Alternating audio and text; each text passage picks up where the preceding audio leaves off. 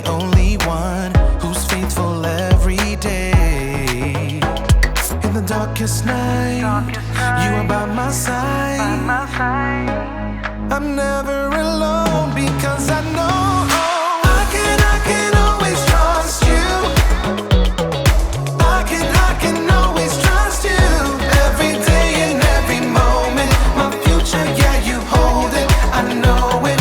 I can always trust you. I can always trust. I can always trust. I can always trust you. I can always trust. I've got a savior who will always walk me through whatever comes my way. 'Cause I put my hope and trust in the only one who's faithful every day. In the darkest night, you are by my side. I'm never alone because I know I can always trust you. I can always trust you. Every day and every moment, my future, yeah, you hold it. I know it. I can always trust you. I can always trust. I can always trust you. I can always trust you. Every day and every moment, my future, yeah, you hold it. I know it. I can always trust you. I can always trust. I can always trust. I can always trust you. I can always trust. I can always trust.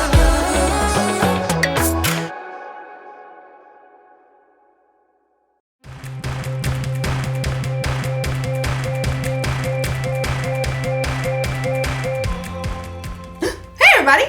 My name's Erica, and I'm here to talk to you about contentment. Contentment is learning to be okay with what you have. And I mean, whatever you have. Let's take bicycles, for instance. You can be content if you have the best bicycle in the world. Like this one. This is top of the line. You could climb a mountain with this bike, and if you get tired of pedaling, it's got a motor that kicks in that helps you keep moving. Or maybe you have a bike like this. You can be content with an old used bike that's been around the block a few times. It may not shine like a brand new bike, but it gets the job done. But here's something that will really surprise you. That's right. You can be content with having no bike at all. It's true! Not everyone in the world has a bike, and lots of those people are quite content without one. In fact, you can be content even if all you have is a box of bike parts. I mean, there's so many uses for a box of bike parts, right? I'm big and you're small. Hey, big guy, are you gearing up for a fight?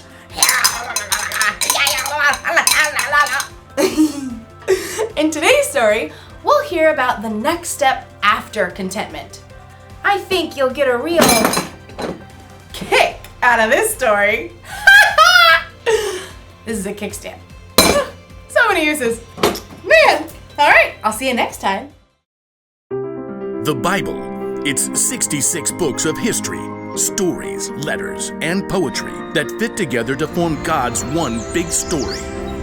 The epic adventure of how He created us and loves us so much that He made a way to rescue us.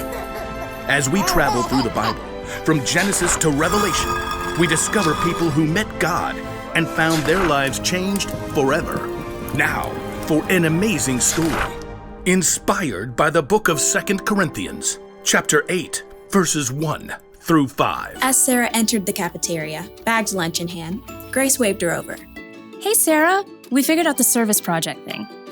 Sarah slid into the seat beside Grace, across from Cassie and Rochelle. All three of them sported expensive salon haircuts and manicures. Sarah tried to smooth down her own frizzy hair. She was glad that St. Joseph's School requires uniforms because at least her clothes looked like what everyone else was wearing. Oh, right. The project for social studies? Miss Moss had required that individual groups find a service project to do during the holiday season. I looked through Miss Moss's list. This one's perfect. Grace showed her tablet screen to Sarah. Helping a refugee family? That's a great idea. Yeah, we can just buy them stuff from this list and send it to their new home. Where is the... Sarah looked at the table again, trying to decipher the name on the page. Where is the KMB family living? Somewhere over on the east side, like Grove or some place with those rundown houses. Sarah swallowed hard. She lived on the east side when she moved in with her grandma. It was only because of a scholarship that she was able to attend St. Joseph's School. It says here the family needs 3 sets of sheets. Oh, I know! You've seen those ads for tufted owl sheets? They're supposed to be the best. Sarah's eyes widened. Aren't those sheets like $200? That's cool. My dad will give me the money. They need dishes. I'll order a full set from Macy's. My mom has a platinum card there. I'll get them a TV. Perfect way to learn English, right? Enter a credit card number and boom, service project done. The girls turned to Sarah, who avoided their eyes by staring at the list of needs on the tablet. Hey Sarah, what are you gonna send? They need winter coats. I saw these awesome tailored down jackets on sale for like $125. I don't know. I'll text you all later. That evening at dinner, Sarah barely touched her spaghetti. Grandma peered across the table, her eyes bright under her wiry white hair. Now, what's wrong, Sarah? Oh, it's this service project I have to do for school.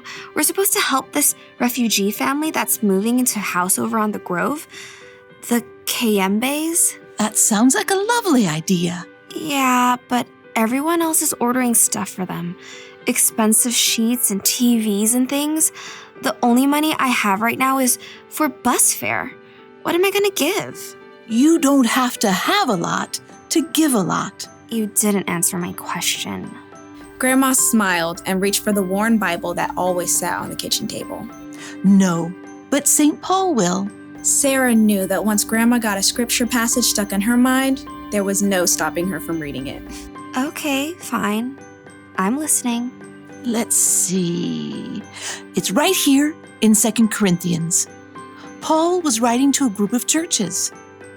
We want you to know about the grace that God has given to the churches in Macedonia.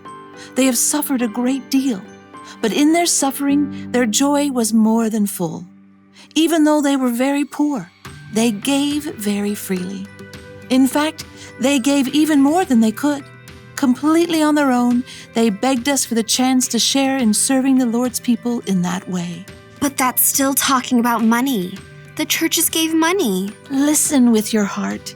They gave from what they had, and they did it with joy. Well, what I have is not money. But you've got other things. Okay, I'm good at baking. I know how to use the bus and get around. I have time, I guess. Grandma beamed and her face crinkled. All good things. Reluctantly, Sarah smiled back. Okay, I'll make a list. Next morning, Sarah's friends crowded around her locker. Hey, have you decided what you're gonna buy? Well, I thought maybe the Kayembe family needs more than just stuff. Like how? Maybe they need help. You know, like finding the library, figuring out the bus system. Yeah, I don't know anything about that. But I do. And I Googled and found a number for their caseworker. And she said we could help the Kayembes decorate their new home for Christmas. Oh, that's a really cool idea. I found this awesome video that shows how to make Christmas ornaments from salt dough that you shape and bake and paint. You all could come to my place and help. Sure, that'd be great. I mean, it's a tiny apartment kitchen and all. You tell us what to do, we'll do it. Sarah breathed a sigh of relief. Maybe she couldn't send $200 sheets, but she could use her time and creativity, and even her grandma's tiny kitchen, to help welcome a new family to her neighborhood.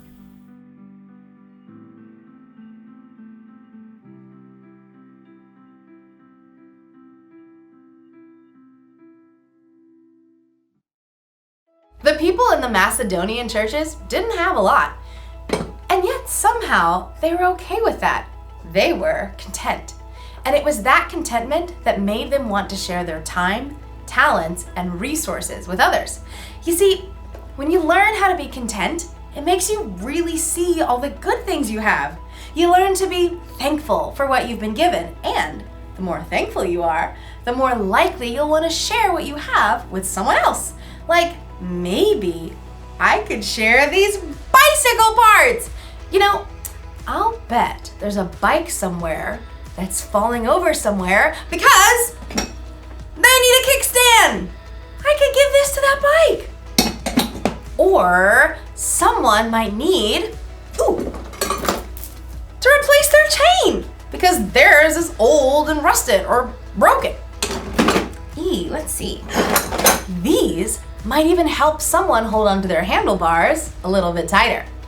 I could give all these parts away and help a lot of people. You know, we all have something we can give. Maybe you don't have a lot, but you've got something. You may have money or stuff, or you may have strength to help your family around the house with chores. You may have talent to make people happy, or you can have time to spend with people who don't want to be alone. Honestly, you'll truly start to see what you have to give when you learn how to be content. The Apostle Paul wrote that he learned to be content through the power of Christ, who gave him strength. When you put your trust in Jesus, he can give you that strength too. The one thing to remember today is this: you can always use what you have to help someone else. So think about all you have to give and be thankful. Don't forget what I've spoke in. Get it? This is a spoke. See you around, because it's a wheel. Bye!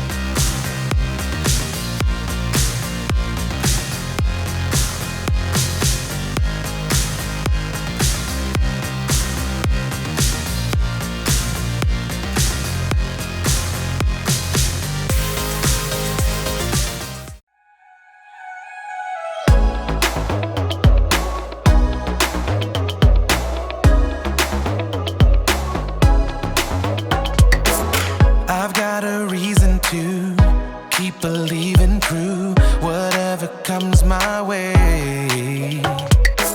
'Cause I put my hope and trust in the only one who's faithful every day. In the darkest night, you are by my side. I'm never alone because I know I can always trust you. I can always trust you. Every day and every moment, my future, yeah, you hold it. I know it. I can always trust you. I can always trust. I can always trust. I can always trust you. I can always trust. I've got a Savior who will always walk me through whatever comes my way. 'Cause I put my hope and trust in the only one who's faithful every day. In the darkest night, you are by my side. I'm never alone because I know I can always trust you. I can always trust you. Every day and every moment, my future, yeah, you hold it. I know it. I can always trust you. I can always trust. I can always trust you. I can always trust you. Every day and every moment, my future, yeah, you hold it. I know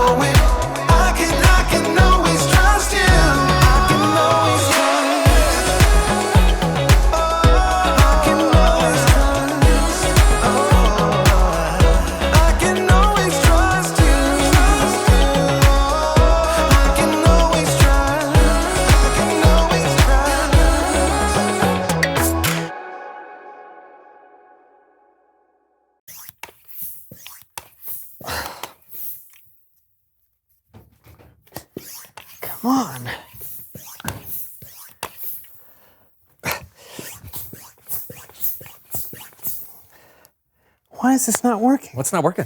I'm trying to pump up this flat tire, but the pump is not working. Let me take a look.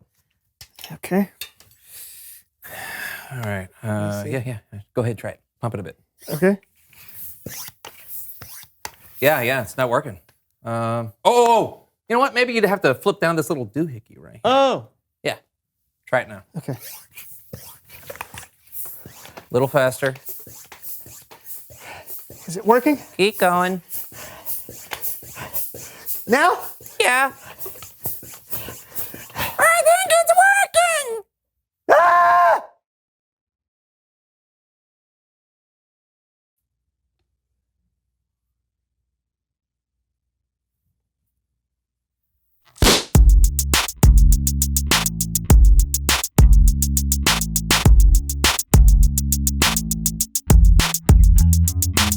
Hey!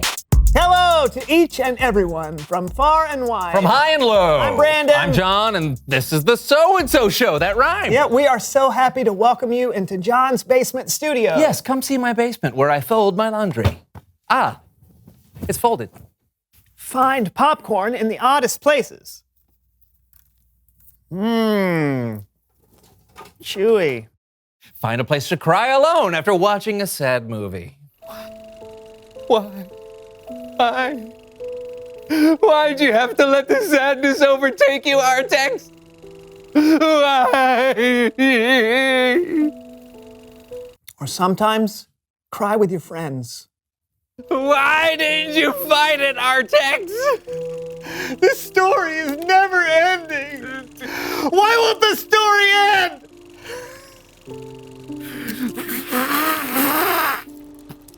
It's so sad. So very sad.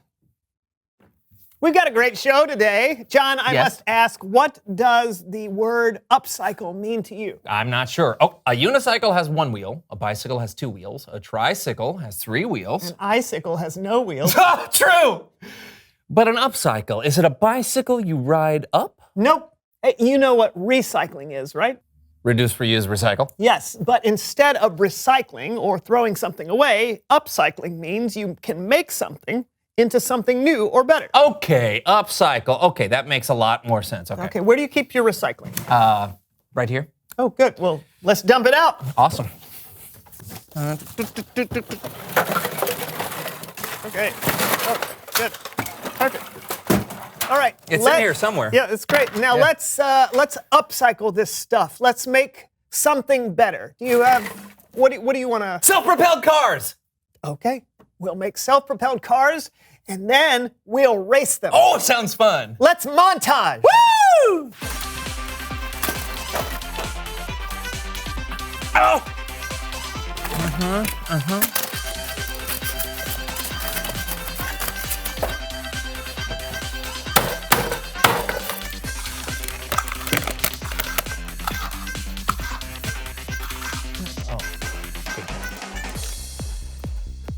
Pretty good, right? Yeah, oh yeah. Oh, mine's got a mousetrap. Ooh, dangerous. Hey, Yeah. don't try this at home without supervision, kids. Exactly. You ready to race? Sure.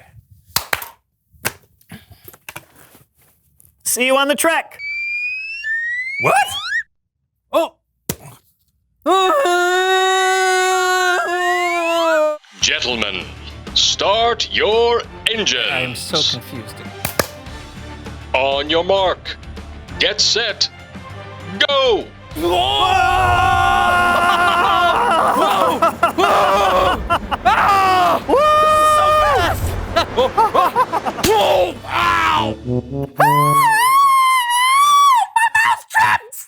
Get it off my fingers!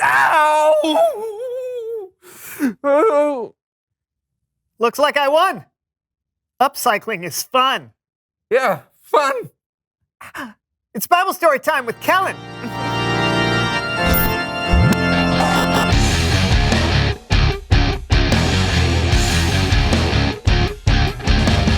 How's it going, Kellen? Not bad, gentlemen. You got a story for us today? I do indeed. Well, by all means, take it away. Yeah. Our story today comes from a letter written by the Apostle Paul to a church in Corinth, which was a city in Greece. Paul wrote about Jesus followers in Macedonia who gave what they had to help the church in Judea. And here to help me talk about them are my friends from Kidspective. The Apostle Paul helped start churches all over the place. Hi, I'm Paul. Paul would write letters to the churches, helping to teach and encourage them as they grew. One of the things Paul wrote in his letter to the church in Corinth. I've got it from here, Kellen. Take it away. Brothers and sisters, we want you to know about the grace that God has given to the churches in Macedonia. They have suffered a great deal. Now, we don't know how the people in Macedonia had suffered. Some people think it could have been a famine. So, we got anything for dinner? All we have is some stale bread and a handful of beans. Same as last night? Yep. It may also be that the Macedonians were being treated badly because they followed Jesus. Fee, fi, fo, fum. Is that a Macedonian Christian? It's them again. Yeah, and we can be strong. We can be strong. We have an amazing God who loves Life's us. just gonna get harder for you. We'll take everything you have. Yeah. We'll punish you for praying and worshiping your God. The fact is, we don't know exactly what was going on with the Macedonian church or why they were suffering. But we do know this. Paul? But in their suffering, their joy was more than full. Even though they were very poor, they gave very freely. Completely on their own, they begged us for the chance to share in serving the Lord's people in that way. They did more than we expected. They were poor and they were suffering, but somehow they had joy. And even though they didn't have much to give, somehow they gave freely. Did you hear? The church in Judea needs our help. Oh, yeah? Yeah. We gotta do something, but we don't really have much to give. Yeah. Oh, do you still have that can of nickels under your bed? I do, yes. And what about you? Do you still have that ultra rare Beanie Boo you won at the carnival? I mean, it's gotta be worth something. Yes, right. Paul? Are these worth something? What is it? Yeah, this will help a lot. Can you afford it? Yeah, our God has already given us so much. We just want to give back. Thank you. Thank you. Not bad. Definitely didn't have nickels or Beanie Boos back then, but I think you get the idea. Even though the Macedonians didn't have much, they were content with what God had given them. So content that they were willing to share what they'd been given. Now, what does that mean for us? Not all of us have a lot of money we can give, but there are other things you can give to others. I'm pretty good at piano, and sometimes my little brother has a tough time learning, so I could help him practice. There's a kid in my class at school that my friends were making fun of. I can tell them that they should stop. Sometimes my granddad likes to tell me stories, and even though they're stories I've heard before, I can still take the time to listen. We all have something to give. We may have money or stuff. We may have talent or time or strength. But like the Jesus followers in Macedonia, we should look for ways to share what God has given us. Thanks for helping tell the story, everyone. Amazing. Okay, anytime. Later, Kellen. Of course, see you later. See you later. Wow, so good. Yeah, didn't the kids do a great job? Yeah, and that was a great story too, Kellen. Absolutely. You know, it's crazy that even though they didn't have a lot, they gave. Mm-hmm. Yeah, it's funny. A lot of times, those with the least amount of money or stuff can be the most content. Maybe when you don't have a lot of stuff, you can more easily focus on the things that really matter. I never thought about that. Yeah. But it's important to remember that no matter how much you have, you always have something to give. No doubt. We'll see you next time. Yeah, thanks, Kellen. See you, fellas. You know what? I got it. It's like upcycling. What is? Well, when we take what we have and we share it with others, it's making things better. Upcycling. Hey, good point. Yeah, it happens occasionally. Reveal the question. how can you use what you have to help others? Yeah, you've already heard some ideas from Kidspective, but why don't you think up some others? And remember, it doesn't have to involve money. No, it can be time. Or your talents. Your creativity. Or your courage. Wait, we're giving them too many ideas. Oh, right. You answer the question. How can you use what you have to help others? And we'll see you next time on the So&So Show. See ya. Laundry. Why doesn't it work when I do it? Yeah.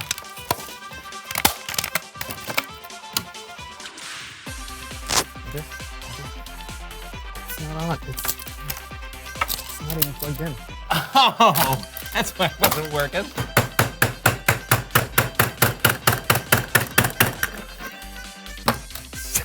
I just needed it dulled.